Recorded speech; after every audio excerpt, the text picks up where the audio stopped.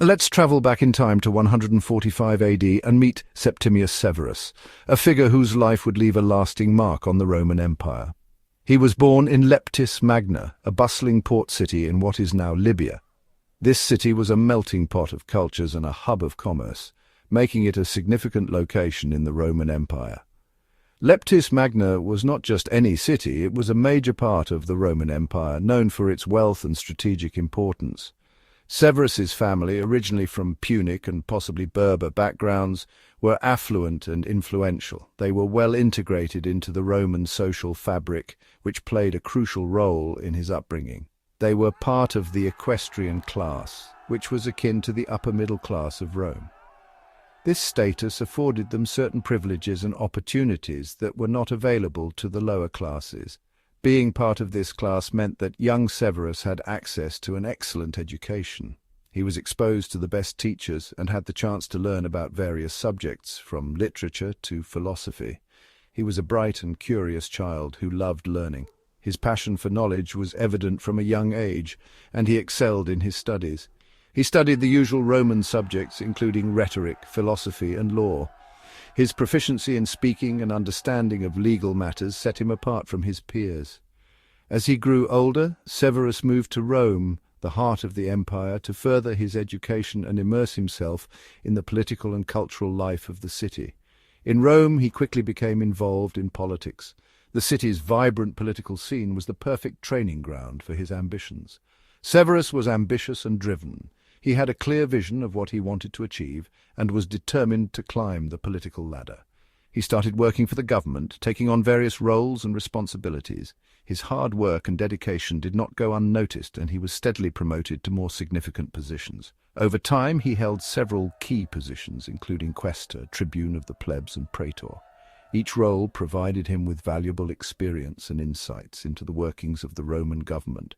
These jobs were not just titles. They were stepping stones that taught him the intricacies of governance and leadership.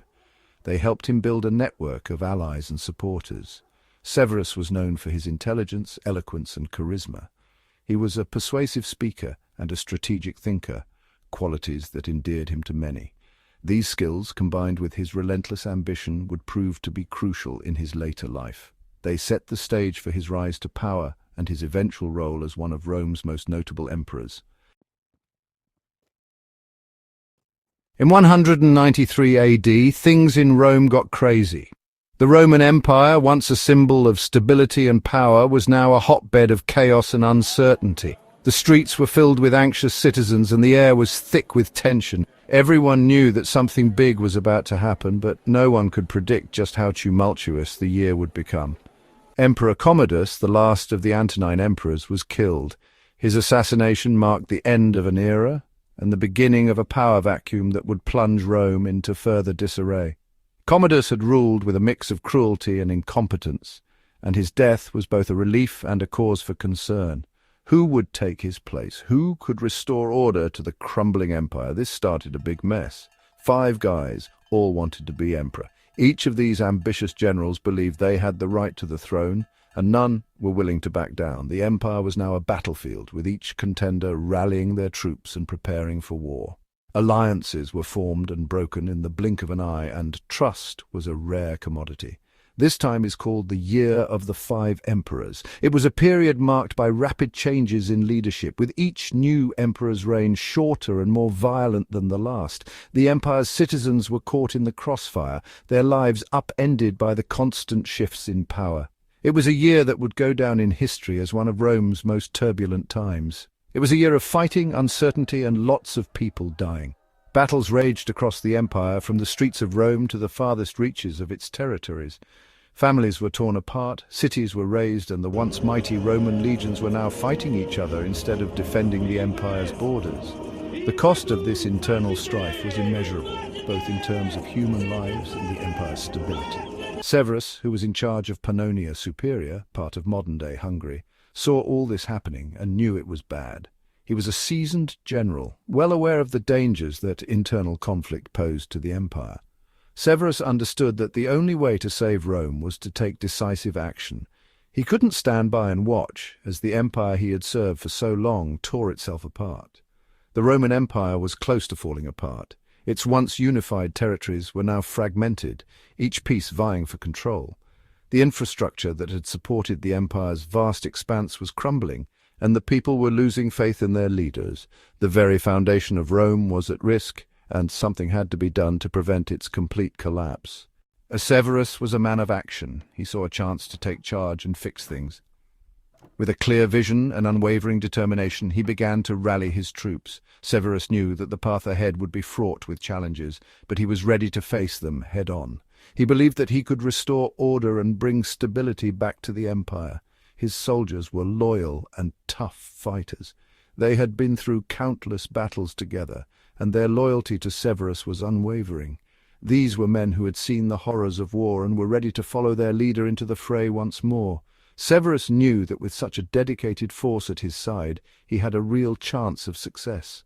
They marched to Rome, easily defeating anyone who tried to stop them. The journey was long and arduous, but Severus and his men were relentless. They faced numerous obstacles along the way, but their resolve never wavered. Each victory brought them closer to their goal, and with each step, Severus's confidence grew. Severus said he was the new emperor. He made his claim with authority and conviction, leaving no room for doubt. The people of Rome, weary from the constant turmoil, saw in Severus a beacon of hope. They were ready for a leader who could bring stability and peace, and Severus seemed to be that leader. The other guys who wanted to be emperor were not happy, and everyone got ready for more fighting. The rival generals were not about to give up their claims without a fight. Tensions escalated, and the prospect of more bloodshed loomed large. The empire was on the brink of another civil war, and the stakes had never been higher. Severus wasn't just happy to be emperor, though. He had bigger plans. He wanted to consolidate his power and ensure that his rule was unchallenged. Severus knew that to truly secure his position, he would have to eliminate his rivals and bring the entire empire under his control. He wanted to defeat everyone else and be the only ruler. This was not just about power for Severus, it was about the survival of the Roman Empire. He believed that only a strong, singular leadership could restore the empire to its former glory. Severus was prepared to do whatever it took to achieve this goal. He was ready to do whatever it took. Severus's determination was unshakable, and his vision for the future of Rome was clear. He would stop at nothing to secure his place as the sole ruler of the empire, and he was willing to face any challenge that came his way. The fate of Rome now rested in his hands. Severus knew he had to act fast to stay in charge. He knew the army was the key. He made sure the soldiers were happy by giving them more money, promising them land, and making them feel important. With the army on his side, Severus went after his rivals. He beat Pescennius Niger at the Battle of Issus in 194 AD. That took care of one big problem. Next he fought Clodius Albinus at the Battle of Lugdunum in 197 AD. It was a nasty fight, but Severus won. After Lugdunum, the fighting stopped, and Severus was the only emperor. He was a tough general and a smart politician. He knew how to trick his enemies and make friends with the right people. But Severus wasn't just happy to be in charge. He wanted to change the Roman Empire. He made big changes that affected how Rome was ruled. Severus loved being a soldier and knew a strong army was important. The Roman Empire was huge, and its borders were always under attack. He spent a lot of his time as emperor making the army stronger and taking new land. In the east, Severus attacked the Parthian Empire. They were a powerful enemy and had been causing trouble for Rome. Severus's victory made Rome look strong again and protected its eastern border. Then Severus looked north to Britain. The Romans had conquered Britain a long time ago, but it was always causing problems. People there kept rebelling. Severus wanted to fix that. He took a huge army to Britain in 208 AD. He went far north into Caledonia, which is now Scotland. He fought hard against the local tribes and built new forts. He even ordered the building of a new wall, the Antonine Wall, to keep the Caledonians out. Severus changed how the Roman government worked. His reign marked a significant shift in the structure and operation of the empire, setting a new precedent for future rulers. Before him, Emperors ruled using a system called the Principate, started by Augustus. This system was designed to maintain the illusion of a republic, with the emperor holding power behind the scenes while the Senate and other republican institutions continued to function. Severus made things more like a king ruling, sometimes called a military monarchy. He centralized power, reducing the influence of the Senate and other traditional republican bodies, and instead relied heavily on the military to enforce his rule. He knew the army was important. The loyalty of the legions was crucial to maintaining control over the vast territories of the Roman Empire, and Severus understood this better than most. He gave his soldiers lots of rewards, more money, land, and honors. By doing so, he ensured their loyalty and support, which was essential for his military campaigns and for maintaining peace within the empire. He also made the army bigger, getting soldiers from all over the empire. This not only increased the military strength of Rome, but also helped to integrate the diverse peoples of the empire into a single, cohesive force. Severus also made the Roman Senate less important. He saw the Senate as a potential source of opposition and worked to diminish its power and influence. He didn't let senators have important jobs in the army or the government. Instead, he appointed individuals who were loyal to him and who would carry out his policies without question. He gave those jobs to equestrians, the knights of Rome. These were men of the equestrian class who were often more pragmatic and less tied to the old traditions of the Roman aristocracy. These men, often from outside Italy, were more loyal to the emperor than to the old Roman families in the Senate. This shift helped to create a more centralized and efficient administration, directly accountable to the emperor. Not everyone liked Severus's changes. His reforms were controversial and met with resistance from those who felt that he was undermining the traditional values and institutions of Rome. Some people thought he was ruining Roman traditions. They believed that his focus on military power and centralization was eroding the republican ideals that had defined Rome for centuries.